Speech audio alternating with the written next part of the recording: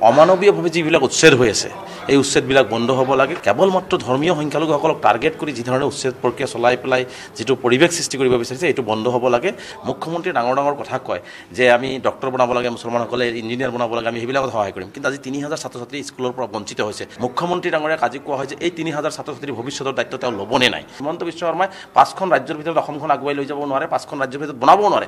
তেওঁ সকলো ৰাজ্যৰ ভিতৰত আমাৰ ৰাজ্যখনক শেষ কৰিবৰ কাৰণে তেওঁ প্লেনিং কৰিছে। ইয়াতে কাকো টাৰ্গেট কৰি কাকো ঘৃণা বিয়পাই আপোনালোকে নিজৰ নেতাগিৰিটো কৰিব পাৰিব, কিন্তু কোনো ধৰণৰ মানে সমস্যাৰ সমাধান কৰিব নোৱাৰিব। অসমৰ যি সাম্প্ৰতিক পৰিস্থিতি, এই পৰিস্থিতিত আচলতে দেখিছোঁ যে হিমন্ত বিশ্ব শৰ্মা ডাঙৰীয়াৰ নেতৃত্বত এক মানে সাম্প্ৰদায়িক কথা বৰ্তা, সাম্প্ৰদায়িক সংঘাত সৃষ্টি কৰিব পৰা এটা পৰিৱেশ চৰকাৰে তৈয়াৰ কৰি আছে, যাৰ কাৰণে উজনি, নামনি, মধ্য, কেতিয়াবা খিলঞ্জীয়া, অখিলঞ্জীয়া, মিয়া এইবোৰ শব্দৰে আচলতে অসমখন এটা ধ্বংসৰ গ্ৰাহত বিজেপি দল বা চৰকাৰে ল'বৰ কাৰণে চেষ্টা কৰিছে। গতিকে আমি বিচাৰিছোঁ যে আমি কেনেকৈ ভাতৃত্ববোধেৰে শদিয়াৰ পৰা ধুবুৰীলৈকে, বৰাকৰ পৰা ব্ৰহ্মপুত্ৰলৈকে যেনেকৈ আমি একেলগে আছিলোঁ, একেলগে থাকিব পাৰোঁ, তাৰ কাৰণে আমি অসমৰ সংখ্যাগুৰু, সংখ্যালঘু সকলো বুদ্ধিজীৱীক মাতিছোঁ। আমি পৰামৰ্শ বিচাৰিছোঁ যে পৰৱৰ্তী ৰণকৌশল কেনেকৈ প্ৰস্তুত কৰিলে অসমৰ জাতিটো বাচিব, অসমৰ মানে জনজীৱন আমি একেলগে মিলি থাকিব পাৰিম, নামনি উজনি মধ্য এইবিলাক ভাগ নহ'ব, আমি মুছলমান নহয়, আমি অসমীয়া জাতি হিচাপে জীয়াই থাকিব পাৰিম। এই কথা বাৰ্তাবিলাক লৈ আজিৰ এই নাগৰিক সভাখন আয়োজন কৰিছিলোঁ আৰু আমি পৰামৰ্শ বিচাৰিছোঁ। আমাৰ কেইটামান প্ৰস্তাৱো হৈছে। আমি এই প্ৰস্তাৱ লৈছোঁ যে আমি অসমৰ মুখ্যমন্ত্ৰী যিধৰণে সাম্প্ৰদায়িক কথা বৰ্তাৰে অসমখনত বিভাজন সৃষ্টি কৰিব বিচাৰিছে, এই কথাটোত আজিৰ সভাই একেমুখে গৰিহণা দিছে মুখ্যমন্ত্ৰীৰ এই কাৰ্যক, আৰু অসমখন ধ্বংস কৰাৰ কাৰণে যি ষড়যন্ত্ৰ ৰচনা কৰিছে মুখ্যমন্ত্ৰী ডাঙৰীয়াই, এই কথাটোক সকলোৱে নিন্দা জনাইছে আৰু মুখ্যমন্ত্ৰীক আহ্বান জনাইছে যে মুখ্যমন্ত্ৰীয়ে ৰাজধৰ্ম পালন কৰি সকলো জাতি জনগোষ্ঠীক লৈ পেলাই একেলগে অসমখন আগুৱাই লৈ যোৱাৰ কাৰণে যাতে চেষ্টা কৰে, তাৰ কাৰণে তেখেতক ৰাজধৰ্ম পালন কৰাৰ আহ্বান জনাইছে। আৰু গাদীখনৰ স্বাৰ্থত যাতে তেখেতে কেৱল মাত্ৰ এই ধৰণৰ ভাঙনমুখী পৰিৱেশ সৃষ্টি কৰি অসমখন ধ্বংসৰ মুখলৈ ঠেলি নিদিয়ে, তাৰ কাৰণে তেখেতক আহ্বান জনোৱা হৈছে। দ্বিতীয় কথা হৈছে আমি সকলো জাতি জনগোষ্ঠীৰ এই জনগোষ্ঠীয় যিসকল সংগঠন আছে, আমি অসমখনৰ উন্নয়নৰ স্বাৰ্থত, অসমখনৰ একেলগে আগুৱাই লৈ যোৱাৰ স্বাৰ্থত সকলোৰে লগত এটা সমিলমিলেৰে বৈঠক অনুষ্ঠিত কৰিব লাগে, সকলো লগত আলাপ আলোচনা কৰিব লাগে যে আমি অসমখন কেনেকৈ আগুৱাই লৈ যাম। এই কথাবিলাক লৈ পেলাই আমাৰ সকলো জাতি জনগোষ্ঠীয় সংগঠনৰ লগত আমাক মত বিনিময় কৰাৰ কাৰণে আজিৰ সভাই প্ৰস্তাৱ দিছে।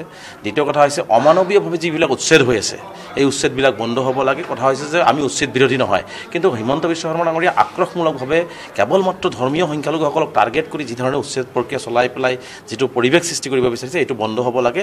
আমাৰ কথা হৈছে যিসকল ভূমিহীন মানুহ তেওঁলোকক ভূমি প্ৰদান কৰা হওক, তেওঁলোকৰ কথা বতৰা পতা হওক, তেওঁলোকক সময় দিয়া হওক, আৰু চৰকাৰী উপযুক্ত তেওঁলোকৰ ক্ষতিপূৰণ ভূমি দি পেলাই তেওঁলোকক উচ্ছেদ কৰক, তাত সকলো ধৰণৰ সহযোগিতা আমাৰ থাকিব। কিন্তু অন্যায়ভাৱে এনেকুৱা ধৰণে মানুহক গুলিয়াই মাৰা যি প্ৰৱণতা আৰম্ভ কৰিছে, মানুহক গুলিয়াই আহত কৰাৰ যি প্ৰৱণতা আৰম্ভ কৰিছে, এইটো আমি কোনো পদ্ধতিতে সহজভাৱে মানি নলওঁ। আজিৰ সভাখনেও এইটো মানি লোৱা নাই আৰু এইটো বন্ধ হ'ব লাগে। ইয়াত মানৱ অধিকাৰ সম্পূৰ্ণ উলংঘা কৰা হৈছে। আজি প্ৰায় ৩,০০০ উচ্ছেদিত পৰিয়ালৰ ছাত্ৰ ছাত্ৰী আজি শিক্ষাৰ পৰা বঞ্চিত হৈছে।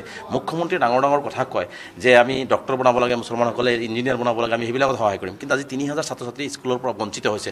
আজিৰ সভাই এইটো উদ্বেগ প্ৰকাশ কৰিছে। মুখ্যমন্ত্ৰী ডাঙৰীয়াক আজি কোৱা হয় যে এই ৩,০০০ ছাত্ৰ ছাত্ৰীৰ ভৱিষ্যতৰ দায়িত্ব তেওঁ ল'বনে নাই। গতিকে এই কথাটো আজি প্ৰশ্ন উত্থাপন কৰি মুখ্যমন্ত্ৰীক কোৱা হৈছে। লগতে আমি অসমৰ মুছলমানসকলৰ সাম্প্ৰতিক পৰিস্থিতিৰ ৰাষ্ট্ৰীয় পৰ্যায়ত আমি কেনেকৈ আগবাঢ়িব পৰা যায়, সংখ্যাগুৰু, সংখ্যালঘু মানুহক লগত লৈ একত্ৰিতভাৱে এটা কমিটি বনাই আমি এই কথাখিনি ৰাষ্ট্ৰীয় পৰ্যায়ত উপস্থাপন কৰিব লাগে বুলি আজিৰ সভাই প্ৰস্তাৱ দিছে।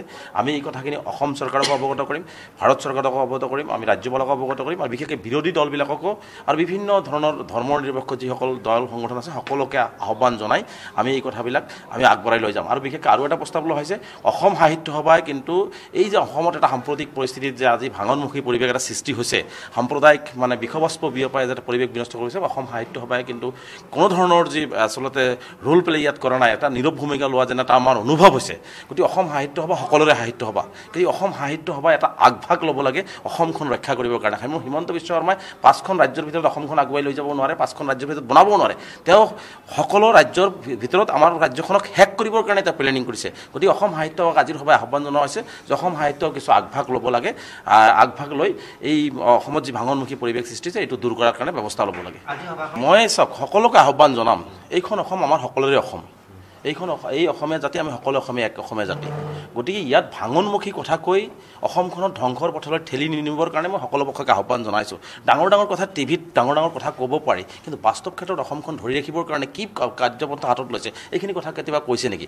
গতিকে সেইসকলক আহ্বান জনাম, প্ৰকৃতাৰ্থত আপোনালোকে কাকো টাৰ্গেট নকৰাকৈ অসমখন কেনেকৈ আগুৱাই লৈ যাব পৰা যায়, অসমখন কেনেকৈ বিদেশীমুক্ত কৰিব পৰা যায়, কেনেকৈ ভূমিহীন মানুহক ভূমি প্ৰদান কৰিব পৰা যায়, ট্ৰাইবেল মানুহৰ ভূমি কেনেকৈ সুৰক্ষিত কৰিব পৰা যায়, 6 জনগোষ্ঠীৰ জনজাতিকৰণ কেনেকৈ কৰিব পৰা পৰা যায় সংখ্যালঘুসকলৰ যাতে নিৰাপদে তেওঁলোকৰ সাংবিধানিক অধিকাৰ লৈ জীয়াই থাকিব পাৰে সেইখিনি কেনেকৈ কৰিব পৰা যায় তাৰ কাৰণে সকলোৱে ওলাই আহি মাত মাতক কিন্তু ইয়াতে কাকো টাৰ্গেট কৰি কাকো ঘৃণা বিয়পাই আপোনালোকে নিজৰ নেতাগিৰিটো কৰিব পাৰিব কিন্তু কোনো ধৰণৰ মানে সমস্যাৰ সমাধান কৰিব নোৱাৰিব গতিকে সকলোকে মই বিনম্ৰতাৰে আহ্বান জনাইছোঁ অসমখনৰ স্বাৰ্থত সকলোৱে নম্ৰতা প্ৰকাশ কৰি সকলোৱে মিলাপ্ৰীতিৰে সকলো জাতি জনগোষ্ঠীৰ সমস্যা বুজি লৈ কামখিনি কৰিলে মই ভাবোঁ যে সকলোখিনি সম্ভৱ সহজ হ'ব আৰু নহ'লে এনেকুৱা ধৰণৰ মানে উগ্ৰ সাম্প্ৰদায়িক কথা বাৰ্তা কৈ তেওঁ একো কৰিবও নোৱাৰে